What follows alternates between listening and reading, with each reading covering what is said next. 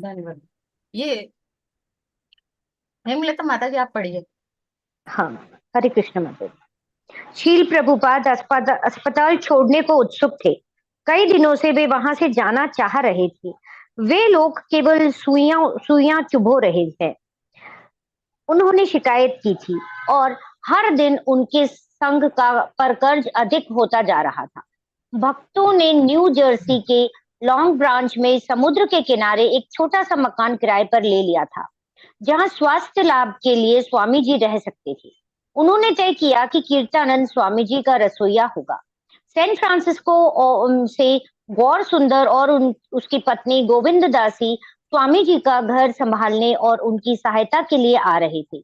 लेकिन डॉक्टर चाहता था कि मस्तिष्क की तरंगों के और परीक्षण तथा अन्य जांचों के लिए स्वामी जी और रुके। एक दिन जब ब्रह्मानंद और गर्ग मुनि प्रभुपाद को मिलने आ रहे थे, डॉक्टर कमरे में प्रविष्ट हुआ और बोला कि स्वामी जी को एक्सरे के लिए अ, नीचे जाना होगा। सुई नहीं लगेगी? प्रभुपाद ने पूछा। हाँ, डॉक्टर ने उत्तर दिया। ठीक है। जब नर्स पहिए वाला पलंग लेकर आई तो प्रभुपाद ने कहा कि वे चाहते थे कि आ, गर्ग मुनि उसे झेले। तब वे पालथी मारकर उस पर बैठ गए और उन्होंने अपना हाथ माला की थैली में डाल दिया और गर्ग मुनि नर्स के पीछे पीछे उनका पलंग ठेलकर कमरे से बाहर ले गया। फिर हाल में से होते हुए वह लिफ्ट के अंदर पहुंचा। वे तीसरी मंजिल पर नीचे उतरे और एक कमरे में प्रविष्ट हुए। वहां नर्स ने उन्हें अकेले छोड़ दिया। गर्ग मुनि प्रभुपाद को की बेचैनी समझ गए। वह भी अधीर हो गया। उस अपने गुरु महाराज के साथ होने के लिए उसे यह स्थान अजीब लगा। तब एक दूसरी नर्स सुई लिए आई।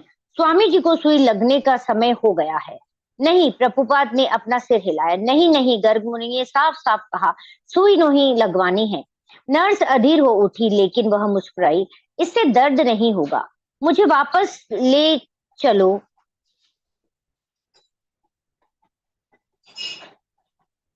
प्रभुपाद ने गर्ग मुनि को आदेश दिया। जब नर्स ने आग्रह किया तो गर्ग मुनि अपनी सामान्य प्रवृत्ति के अनुसार उतावला हो उठा और वह नर्स और शील प्रभुपाद के बीच खड़ा हो गया। जरूरत हुई तो मैं लड़ने को तैयार हूँ, गर्ग मुनि ने सोचा। मैं सुई नहीं लगाने दूंगा, उसने कहा और पलंग को कमरे के बाहर ठेल ले गया। नर्स पीछे रह गई। गर्ग मुनि गुमराह हो गया।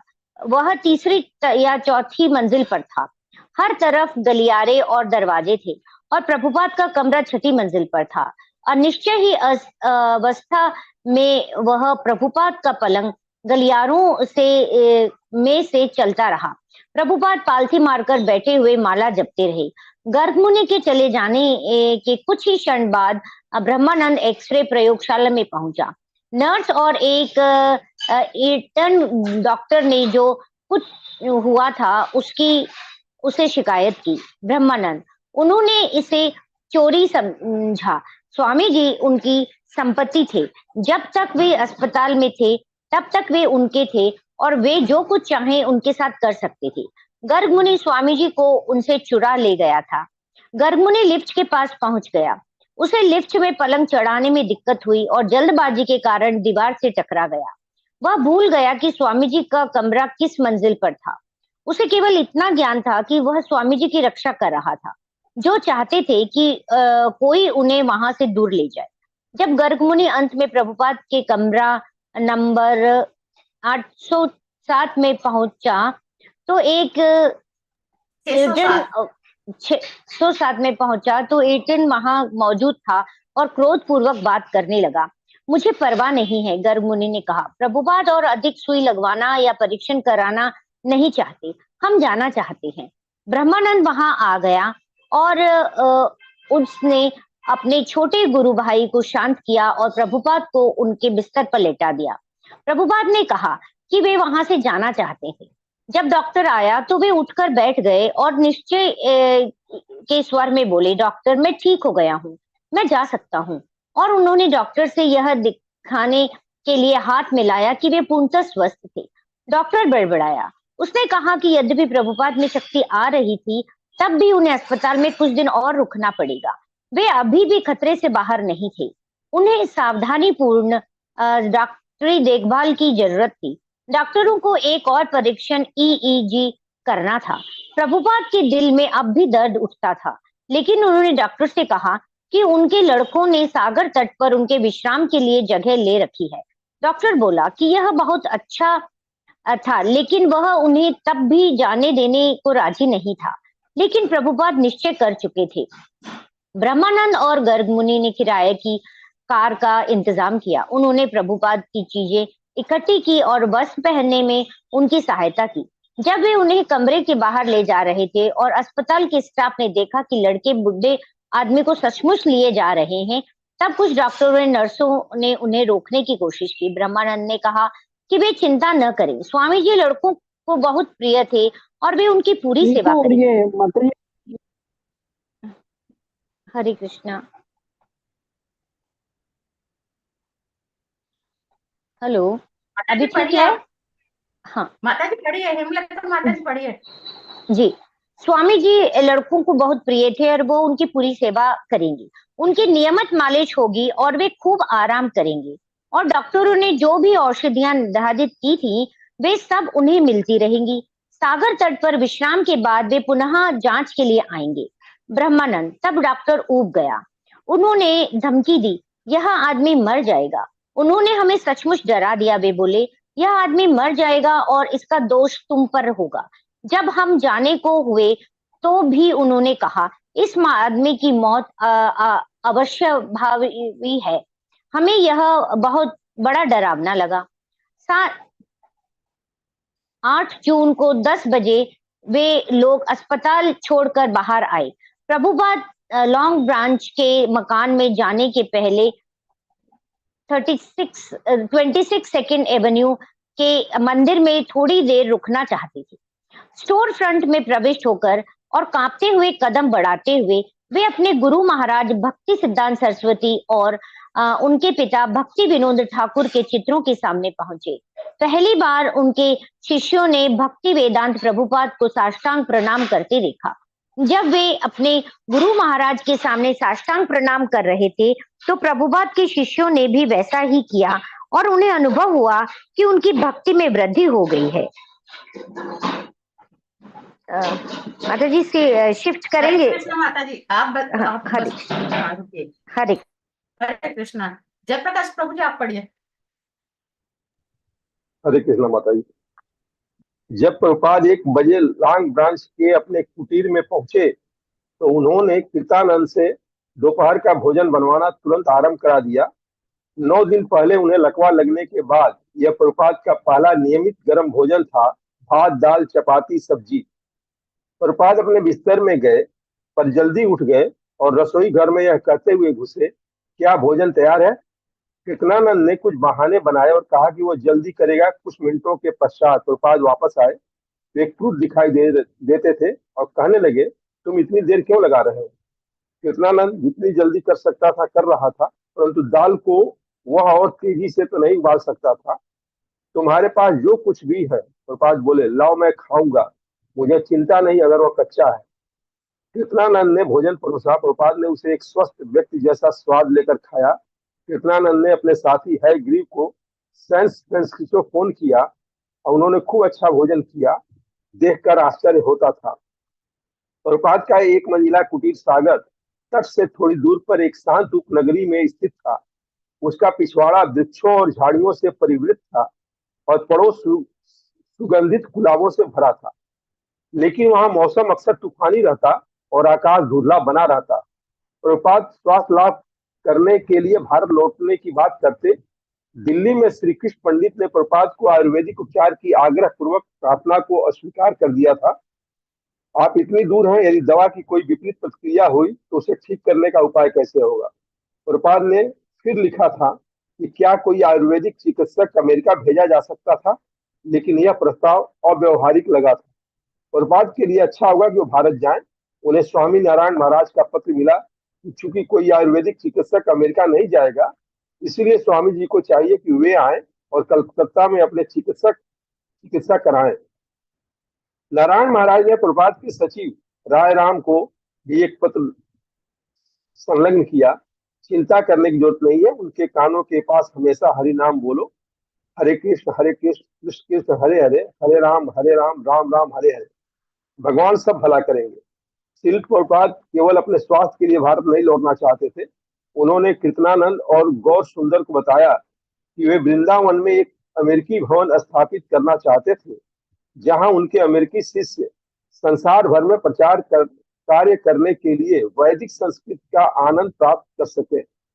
उन्होंने यह भी कहा कि वे कृष्णानंद, ब्रह्मानंद, हयग्रीव इत्यादि अपने कुछ शिष्यों को सन्यासी बनाना चाहते थे और यह कार्य भी भारत में ही होना था।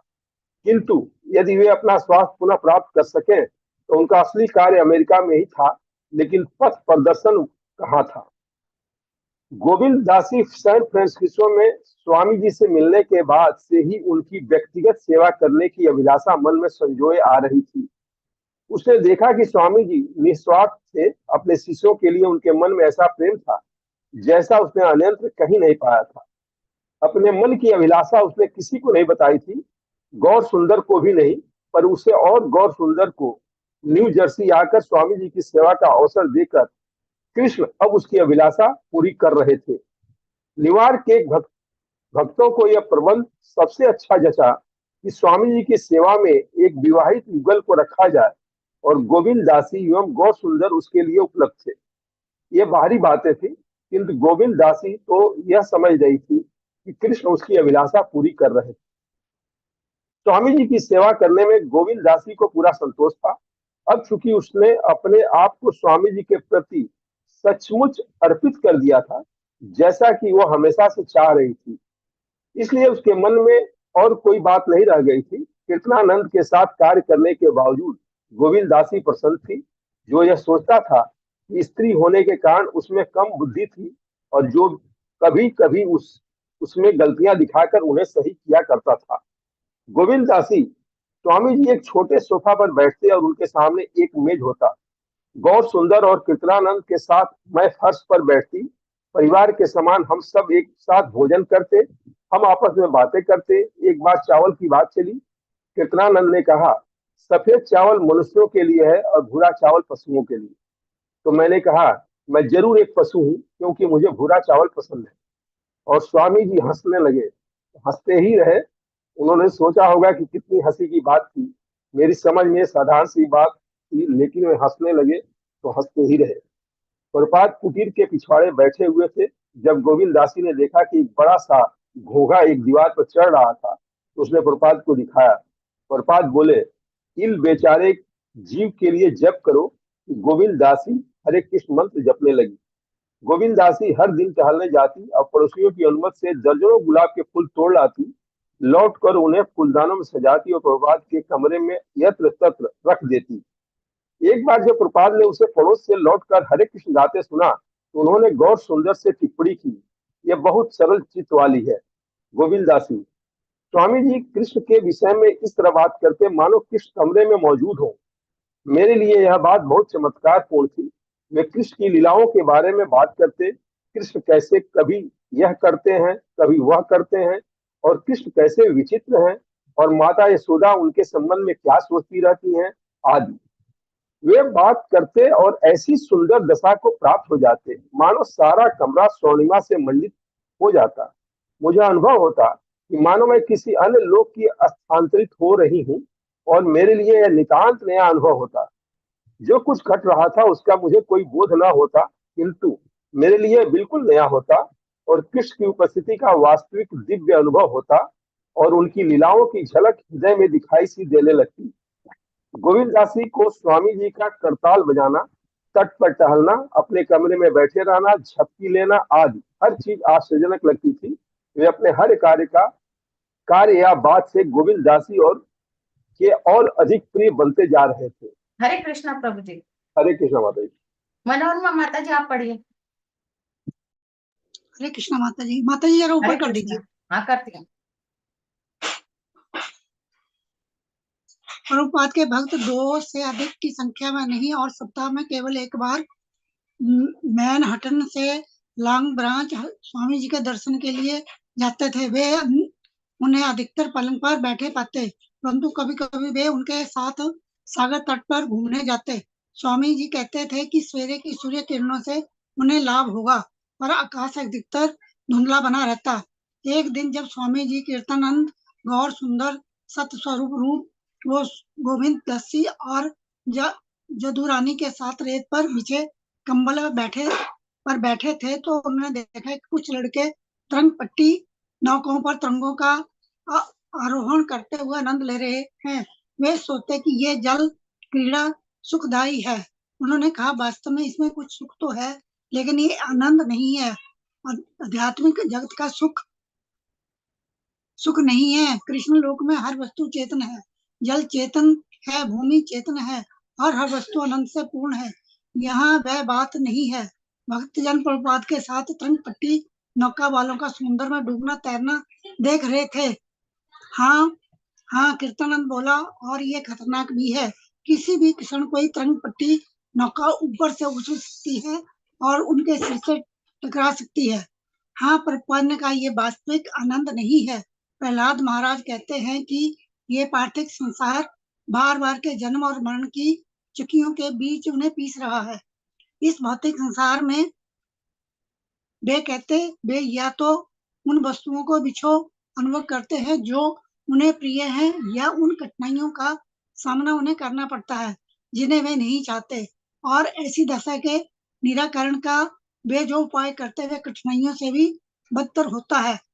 LSD एक ऐसा उपाय है जो रोग से भी गया गुजरा है। सिवाय इसके कि प्रभुपाद के चेहरे पर कुछ दुर्बलता आ गई थी, उनका रूप बीमारी के पहले जैसा ही था। वे उन लोगों के बीच भूरी उनका चादर ओढ़े बैठे थे। भक्त जानते थे कि प्रभुपाद जो कुछ करे उसके बारे में उन्हें बहुत सावधान रहना था। भक्त अब नहीं भूलने वाले थे, जैसा कि वे पहले भूल गए थे कि प्रभुपाद 72 वर्ष के हो गए थे। उन्हें अब उनके साथ उतना समय बिताने का अवसर शायद नहीं मिलेगा जितना पहले मिलता था। निश्चय ही उनके निकट संसर्ग में आना अब एक बिरल निधि पाने जैसा था।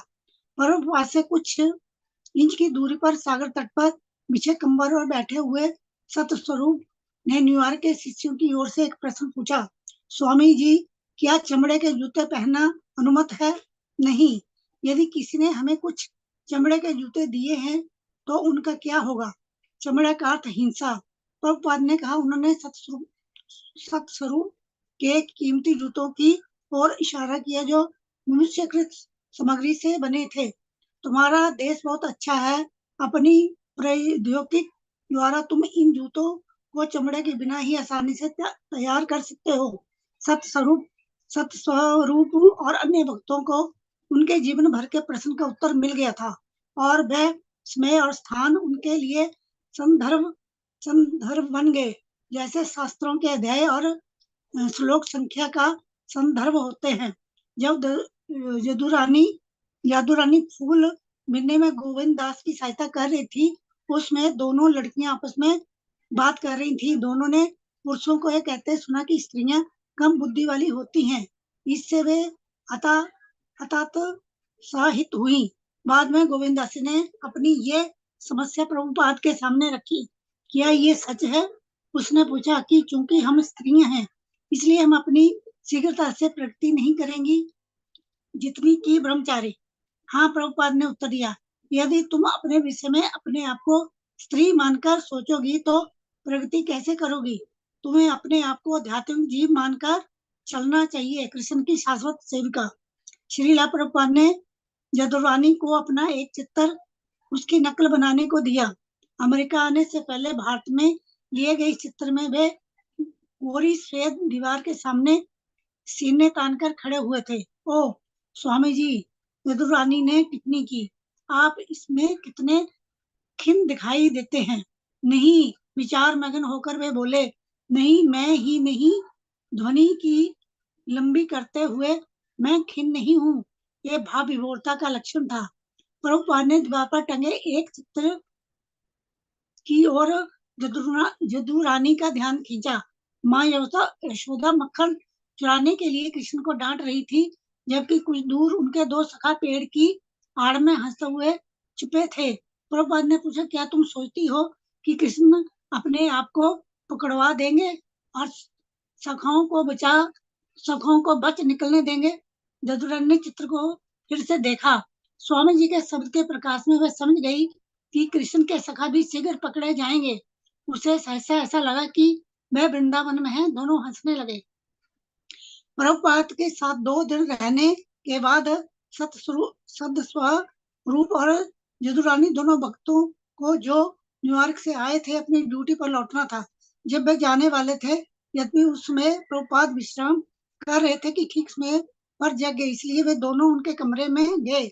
बहुत धीमी आवाज में प्रभुपाद ने अपने बिस्तर में से कुछ शब्द कहे। तब वे बैठ गए और गौर सुंदर उनकी मालिश करने लगा। जो लोग सोचते हैं कि ईश्वर मर गए हैं, वे पागल हैं। प्रभुपाद ने कहा, यदि किसी ने इस विषय को नहीं शुरू किया था, लेकिन कृष्ण के विषय में प्रचार करना प्रभुपाद सदैव संस्मरण मानते थे। उनका स्वर और भी ऊंचा हो गया जब उन्होंने नास्तिकों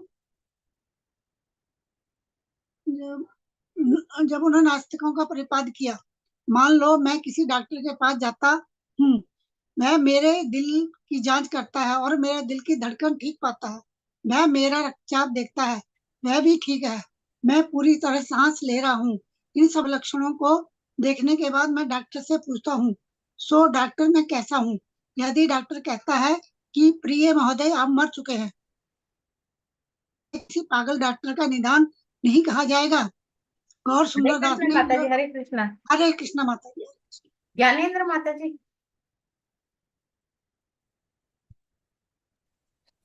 हरे कृष्णा माता जी। हरे कृष्णा माता जी। हाँ, ऊपर कर दे माता जी थोड़ा सा स्क्रीन। गौर सुंदर ने, जो स्वामी जी की मालिश अभी भी कर रहा था, आंखें फाड़कर औरों की ओर देखा। अब प्रभुपाद बहुत ऊंची और ओजस्वी आवाज में बोल रहे थे, मानो वे अपनी बीमारी के कमरे में कुछ दर्शनार्थियों से बात करने के बजाय एक बड़े श्रोता मंडली को संबोधित कर रहे हैं। ठीक उसी प्रकार इस विश्व में जीवन के लक्षण को देखो। सूर्य ठीक समय पर निकलता है, ग्रह अपनी कक्षाओं में घूमते हैं। जीवन के कितने ही लक्षण, और यह विश्व ईश्वर का शरीर है, और वे ये सारे लक्षण देख रहे हैं और फिर भी कहते हैं कि ईश्वर मर गए हैं। क्या यह मूर्खता नहीं है? वे धूर्त हैं। मैं उन्हें चुनौती देता हूँ, वे निरे धूर्त हैं। कुछ धीमे मधुर शब्द आधे घंटे के जोरदार ओजस्वी भाषण में बदल गए थे, जिनका उद्देश्य था नास्तिकतावादी सिद्धांतों के विरुद्ध श्रोता मंडली को प्रेरित करना। यद्यपि कीर्तनानंद ने स्वामी जी को उनके स्वास्थ्य की याद दिलाकर उन्हें आगाह कर दिया था, लेकिन उन्होंने ठीक है कहकर उसकी उपेक्षा कर दी थी। पर अब वे थक चुके थे और उन्हें अपने बिस्तर पर लेट जाना पड़ा। भक्तों ने देखा स्वामी जी उस सारी शक्ति को व्यय कर चुके थे जो उन्होंने अपराह्न के विश्राम से अर्जित की थी। यद्यपि वे इस बात की प्रशंसा करते थे कि प्रभुपाद किस तरह हर वस्तु का प्रयोग श्री कृष्ण के लिए कर रहे थे, लेकिन वे डर भी रहे थे, परंतु वे उन्हें रोकने में असमर्थ थे। वे उलझ गए थे, वे उन्हें सुनना चाहते थे। जब सत्य स्वरूप और जदुरानी न्यूयॉर्क वापस पहुंचे तो ब्रह्मानंद ने उनसे स्वामी जी के बारे में सभी को बताने को कहा। सत्स्वरूप ने बताया कि वह किसी प्रकार स्वामी जी के कमरे में सोता था और उसने अनुभव किया था कि स्वामी जी से यह निकटता उसके लिए अति शुभ थी। उसे प्रकाश और शांति मिली थी और रात भर वह स्वयं को कृष्ण के निकट अनुभव करता था। सत्स्वरूप और जदुरानी ने समुद्र तट पर स्वामी जी के साथ बैठने के बारे में बताया और स्वामी जी के इस कथन के बारे में कि कृष्ण लोक में हर वस्तु चेतन है। उन्होंने यह भी बताया कि स्वामी जी किस प्रकार अपने बिस्तर में उठकर बैठ गए थे और उपदेश में अपनी सारी शक्ति व्यय कर दी थी, सबको यह दिखाने के लिए कि हर एक को अपना सब कुछ कृष्ण की सेवा में अर्पित कर देना चाहिए। ब्रह्मानंद ने प्रसन्नता पूर्वक अन्य भक्तों की ओर देखा और कहा, सोचो तो, स्वामी जी के विषय में तुम्हारी वार्ता से हर एक व्यक्ति आनंद से भर रहा है। प्रभुपाद लॉन्ग ब्रांच में 3 महीने रहे। लेकिन जब श्री कृष्ण पंडित का पत्र मिला अमेरिका जाने को किसी आयुर्वेदिक चिकित्सा की व्यवस्था नहीं हो सकती, तब प्रभुपाद ने गंभीरता पूर्वक भारत लौटने की सोचने लगे। भारत में उन्हें सूर्य का प्रकाश और आयुर्वेदिक उपचार मिल सकेगा, लेकिन उनकी योजना दिन प्रतिदिन बदलती रही। San Francisco, Montreal, India, New York. उन्होंने कीर्तनानंद से सैन फ्रांसिस्को के भक्तों को सूचित करने को कहा कि यदि वे रथ यात्रा उत्सव मनाते हैं तो वे वहां जाएंगे। जून के अंत में वे 26 सेकंड एवेन्यू लौटे और फिर अस्पताल में जांच के लिए गए। डॉक्टर को स्वामी जी के स्वास्थ्य लाभ पर आश्चर्य हुआ और उसने उनकी सैन फ्रांसिस्को की हवाई यात्रा पर कोई आपत्ति नहीं की। इसलिए धूप हले प्रकाश आकाश की खोज में और अपने अनुयायियों की पहली रथ यात्रा को संपन्न करने में मार्गदर्शन देने की उत्कंठा में स्वामी जी ने अपने और कीर्तनानंद के नाम में 2 हवाई टिकट बुक करा दी, सैन फ्रांसिस्को अर्थात नई जगन्नाथपुरी के लिए। हरे कृष्ण माता जी। हरे डॉक्टर प्रभु जी आप पढ़िएगा। धन्यवाद माता। मम्मी हरे कृष्णा प्रभु माता जी। केले पे रखो। स्वामी जी का प्रस्थान, प्रकरण 26। सैन फ्रांसिस्को हवाई अड्डे पर प्रभुपाद हरे कृष्णा मुस्कुराते रहे लेकिन बोले कुछ नहीं, जब तक कि भक्त समुदाय ने फूलों और कीर्तन से उनका अभिवादन नहीं किया। इस बार यह पहले से भिन्न था। वे एक छड़ी की सहायता से सीधे आगे बढ़ते गए। प्रभुपाद को एक निजी मकान में, जो नगर के उत्तर में स्टिनसन बीच में किराए पर लिया गया था, ले जाने के लिए जयानंद अपनी स्टेशन वैगन के साथ प्रतीक्षा कर रहा था। लेकिन प्रभुपाद ने कहा कि पहले वे सैन फ्रांसिस्को के राधा कृष्ण मंदिर में जाना चाहते थे। जयानंद उन्हें 518 फ्रेडरिक स्ट्रीट ले गया। प्रभुपाद कार में से उतरे और उन्होंने छोटे स्टोर फ्रंट में प्रवेश किया, जो प्रतीक्षा कर रहे भक्तों और अतिथियों से भरा था। मुस्कुराते हुए जगन्नाथ विग्रहों के सामने उन्होंने सिर झुकाया और बिना एक शब्द बोले कमरे से बाहर आए, कार में बैठे और स्टिनसन बीच चले गए। तटीय चट्टानों की यात्रा इतनी चक्करदार और चढ़ाई वाली थी कि प्रभुपाद का जी मिचलाने लगा। पीछे की सीट पर लेट जाने और जयानंद से गाड़ी धीरे चलवाने से भी कोई खास लाभ नहीं हुआ। कीर्तनानंद ने अनुभव किया कि प्रभुपाद के लिए स्टिनसन बीच से सैन फ्रांसिस्को मंदिर जाना बहुत कठिन होगा, लेकिन हो सकता है कि इससे अच्छा ही हो, क्योंकि वहां वे अपना सारा समय स्वास्थ्य लाभ करने में लगा सकते थे। यह एक आधुनिक 1 मंजिला 6 कमरों वाला मकान था, जिसकी छत जापानी ढंग की थी। बाहर सामने की ओर उसका नाम पैराडीसियो लिखा था। शील प्रभुपाद ने देखा कि उनके सामने के अहाते में लॉन के आकर्षक सुंदर फर्नीचर के बीच भगवान बुद्ध की एक प्रतिमा थी। लॉन के अलंकार स्वरूप जब प्रभुपाद मकान में प्रविष्ट हुए तो उन्होंने मुकुंद और उसकी पत्नी जानकी को प्रतीक्षा करते पाया। वे नतमस्तक हुए और प्रसन्नता के मारे जानकी रो पड़ी। प्रभुपाद मुस्कुराए, लेकिन वो धीमी गति से चुपचाप मकान के बीच चलते रहे। प्रशांत महासागर की और उनके रहने का एक बड़ा कमरा भगवान विष्णु, राधा और कृष्ण और भगवान चैतन्य के जदुरानी के चित्रों से सजाया गया था। भारत में निर्मित जगन्नाथपुरी के चित्रों से भी वो अलंकृत था। प्रभुपाद का शयन कक्ष भी महासागर के सामने था और उसमें सरकने वाली खिड़कियां लगी थी। दीवार पर श्रील भक्ति सिद्धांत सरस्वती का एक रूप चित्र था और राधा और कृष्ण के भी रंग चित्र लगे थे। प्रभुपाद मुस्कुराए और बोले कि चित्र बहुत अच्छे थे। भक्तों में सहमति थी कि केवल कीर्तनानंद और उपेंद्र प्रभुपाद के साथ रहेंगे और उनकी सेवा करेंगे। वे चाहते थे कि स्वामी जी शांति पूर्वक रहें ताकि उनके स्वास्थ्य में सुधार हो। उस रात प्रभुपाद के दिल में पीड़ा रही और वे सो नहीं सके और अनुवाद करने के लिए सवेरे नहीं उठे।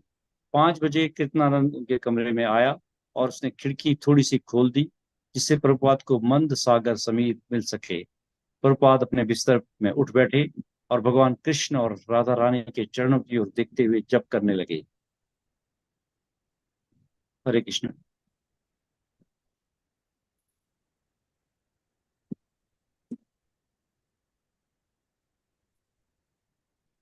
हाँ,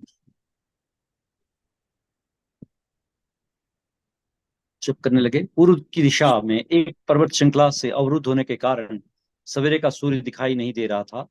प्रभुपाद को लकवा लगने के दिन से कीर्तनानंद नित्य सुबह शाम उनकी मालिश करता रहता था। वो प्रभुपाद के सिर की जोर से मालिश करता और फिर उनके पीछे बैठकर उनकी पीठ की मालिश करता।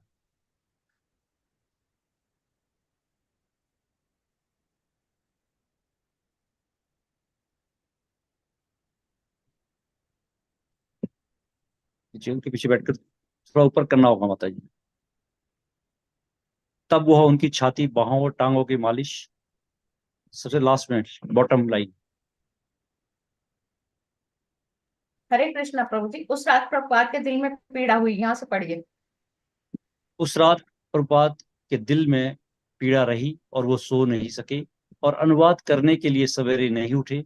5 बजे कीर्तनानंद उनके कमरे में आया और उसने खिड़की थोड़ी सी खोल दी जिससे प्रभुपाद को मंद सागर समीर मिल सके।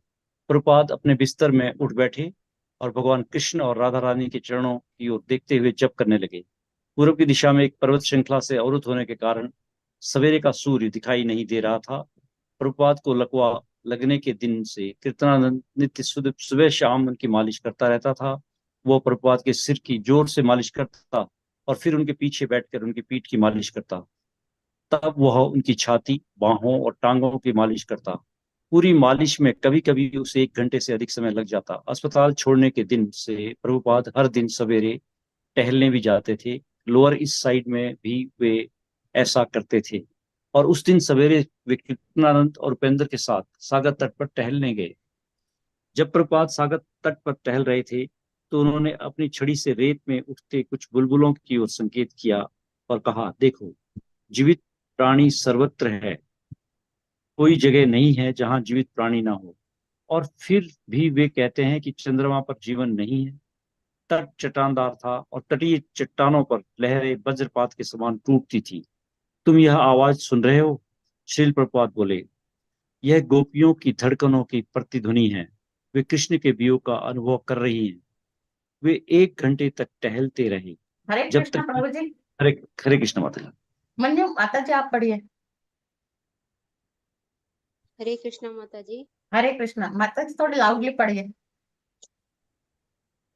वे 1 घंटे तक टहलते रहे जब तक कि उनके दोनों युवा सेवक थक नहीं गए। वहां टहलने में मैं तुम्हें थका रहा हूँ। वे हंसे, इस टहलने और मालिश से ही मेरे जीवन के एक एक दिन करके रक्षा हो रही है। तब वे आगे टहलते रहे। स्वामी जी का प्रस्थान। अंत में 11 बजे तक सूर्य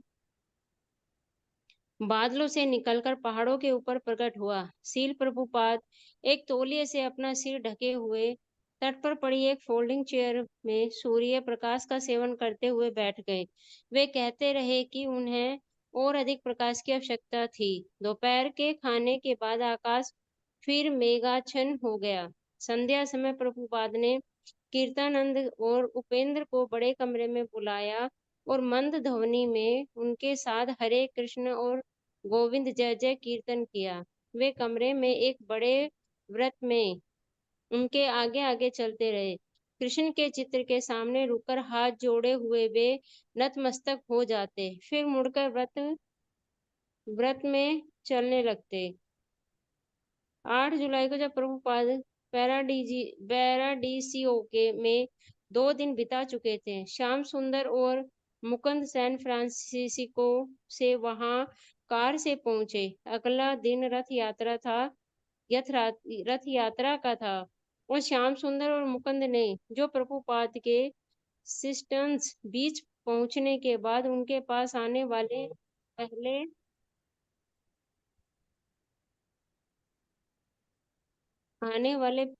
माता जी 1 मिनट नहीं आने वाले पहले भक्त थे, उन्हें रथ यात्रा की तैयारी के बारे में बताया।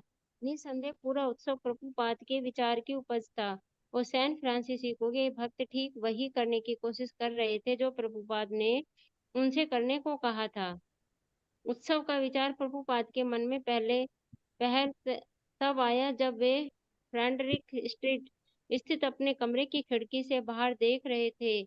समतल फर्श वाले ट्रकों को नीचे सड़क पर गुजरते देखकर प्रभुपाद के मन में आया कि किसी ऐसे ट्रक पर जगन्नाथ विग्रहों को आसीन करके अमेरिकी ढंग का रथ यात्रा उत्सव मनाया जा रहा था। उन्होंने एक ऐसे ट्रक का खाका बनाया था जिसके पिछले भाग में 4 खंभों के ऊपर चंदवा टांगा था और जो पताकाओं, घंटी और फूल मालाओं से सजा था। और उन्होंने श्री श्याम सुंदर को बुलाकर कहा था, रथ यात्रा के लिए ऐसी गाड़ी तैयार करो। तो अब वैसी ही एक गाड़ी फ्रेडरिक स्ट्रीट में मंदिर के बाहर खड़ी थी, जो पीले रंग की भाड़े की एक हटरस ट्रक थी और डिगर्स की ओर से दी गई थी। उसमें 5 फुट वाले खंभे लगे थे जिन पर पिरामिड स्टाइल कपड़े का चंदवा तना था। तट पर हरे कृष्ण प्रभुपाद माता जी, हरे कृष्ण माता जी। हरे कृष्ण। राजरानी माता जी, आप पढ़िए।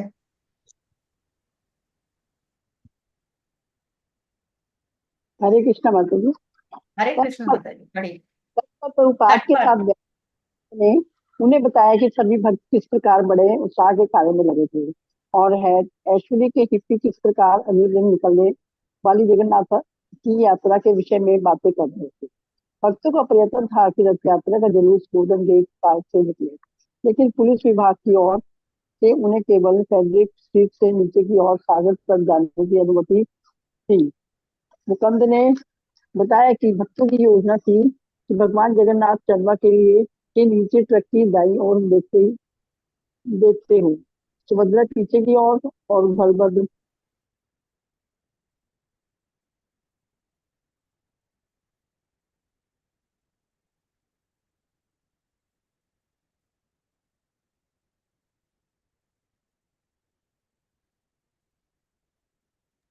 माता जी आप म्यूट है, आप पढ़िए यहाँ से। भक्तों की योजना।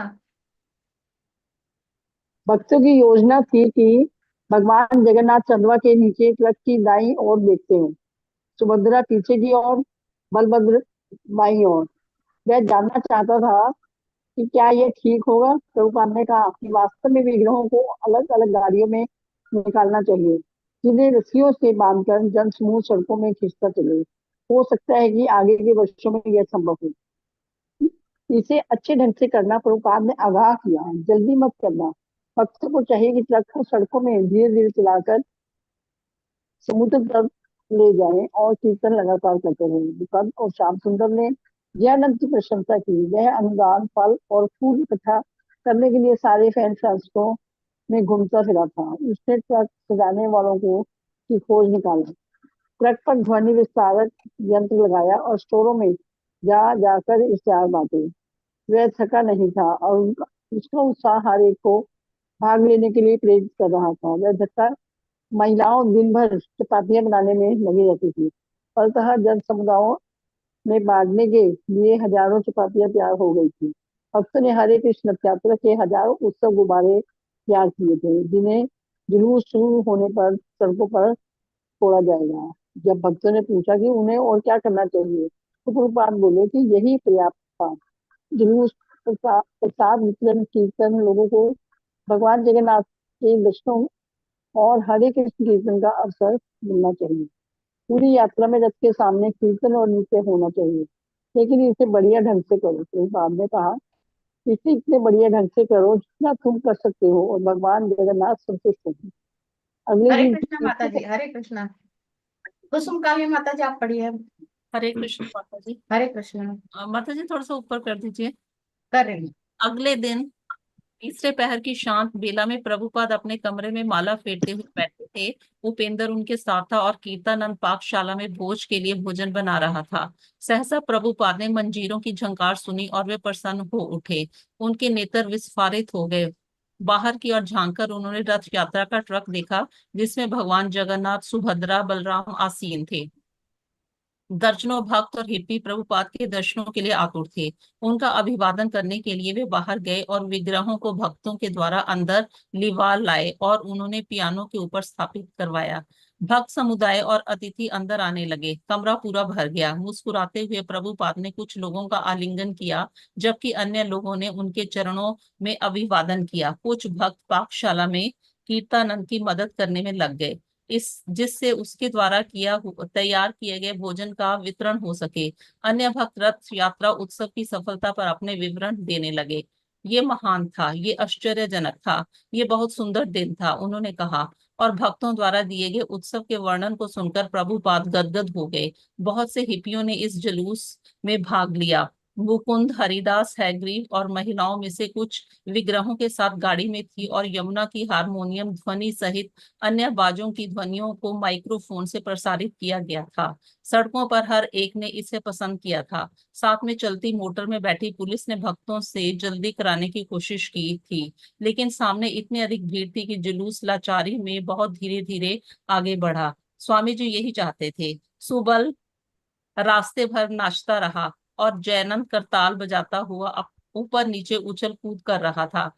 ट्रकों से कुछ महिलाओं ने संतरे, सेब और केले के काटे हुए टुकड़े बांटे थे और कुछ ने फूल फेंके थे। भीड़ ने इसे बहुत पसंद किया था। श्याम सुंदर ने बताया कि ढालू पहाड़ की चढ़ाई कैसी थी। श्याम सुंदर ट्रक चला रहा था। उसका कुत्ता राल्फ उसके साथ सामने की सीट पर बैठा था। जब ट्रक सहसा रुक गया, उसने इंजन को चालू करने की कोशिश की थी, लेकिन वह सफल नहीं हुआ था।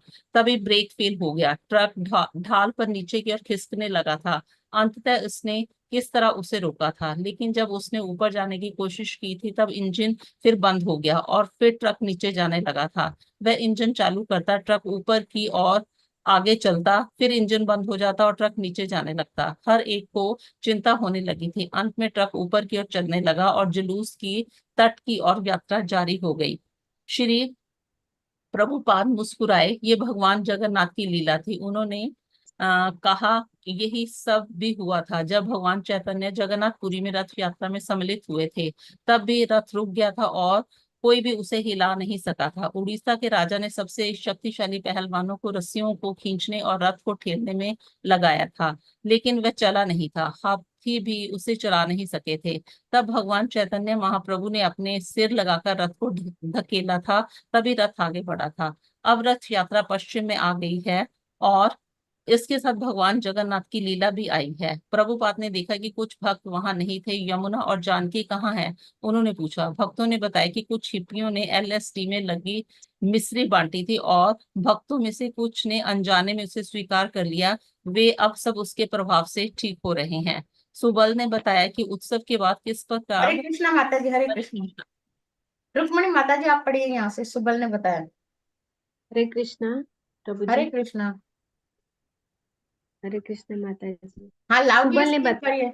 हाँ। के बाद किस प्रकार वह अन्य 30 भक्तों के साथ जगन्नाथ, सुभद्रा और बलराम के श्री विग्रहों को फूलों से सजे और चंदनवा से ढके ट्रक में रख यात्रा पर निकल गया था। पहाड़ों के बीच से उनकी यह यात्रा एक ऐसी गाड़ी में हुई जो एक क्षेत्र के लिए जरूर एक असामान्य सवारी रही होगी। जब सभी मेहमान चले गए तो श्री विग्रह प्रभुपाद और उनके सेवक के साथ घर में रह गए। प्रभुपाद को संतोष था कि उनके शिष्यों ने रथ यात्रा उत्सव का आयोजन सफलतापूर्वक किया। यद्यपि वे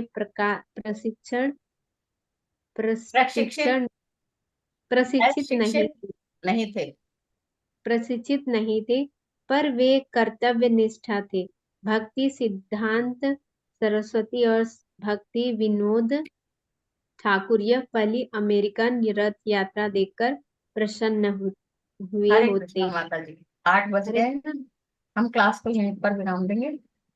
जी जी माता जी। हरे कृष्णा। हरे कृष्णा माता जी, हरे कृष्णा। सभी को हरे वैष्णव कृष्णा। प्रणाम मंत्र और हरे कृष्णा महामंत्र। हरे हरे कृष्ण कृष्णा हरे कृष्णा कृष्णा कृष्णा हरे हरे, हरे राम राम राम हरे हरे। धन्यवाद माता। वाञ्छाकल्पतरुभ्यश्च कृपा सिन्धुभ्यः एव च पतितानां पावनेभ्यो वैष्णवेभ्यो अनंत कोटि वैष्णव वृंद की जय। श्रील प्रभुपाद की जय। श्री श्री राधा माधव की जय। सभी को हरे कृष्णा, दंडवत प्रणाम। कृष्णा। हरे कृष्णा, माता जी, सभी को दंडवत सभी प्रणाम। को दंडवत प्रणाम। हरे कृष्णा, दंडवत प्रणाम। सभी को सभी को सभी को दंडवत धन्यवाद। प्रणाम। हरे कृष्णा। हरे कृष्णा दंडवत प्रणाम कृष्ण सभी को। हरे हरे सभी हरे राम। खुश रहे, श्री कृष्णा के याद में रहे।